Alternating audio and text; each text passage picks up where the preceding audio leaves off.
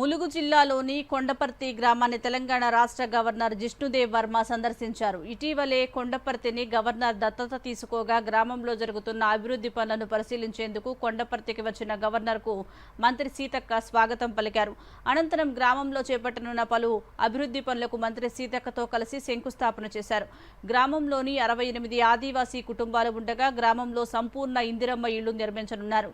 దీంతో పాటు మహిళలు, యువతకు వృత్తి నైపుణ్య శిక్షణ ఇచ్చేందుకు 30 లక్షలతో కమ్యూనిటీ భవనాలను కూడా నిర్మిస్తున్నారు.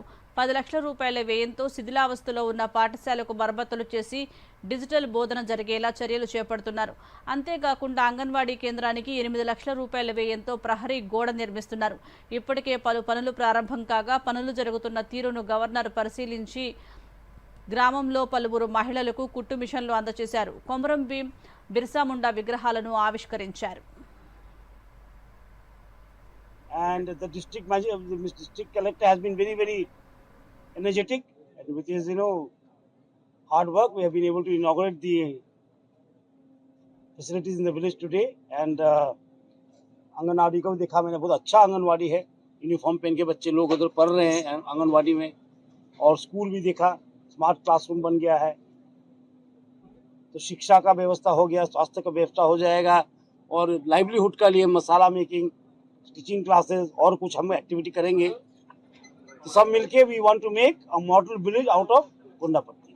We want Kondapatti to be a small village but a inspiring.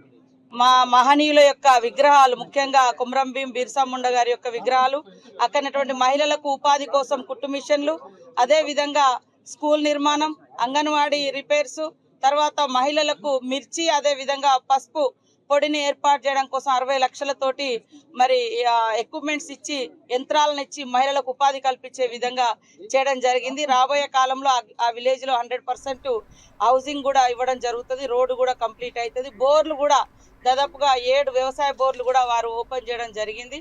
అక్కడి నుంచి మరి మన ఆరాధ్య దైవం అనేటువంటి సమ్మక్క సారలమ్మను దర్శించుకోవడం జరిగింది. చాలా సంతోషం.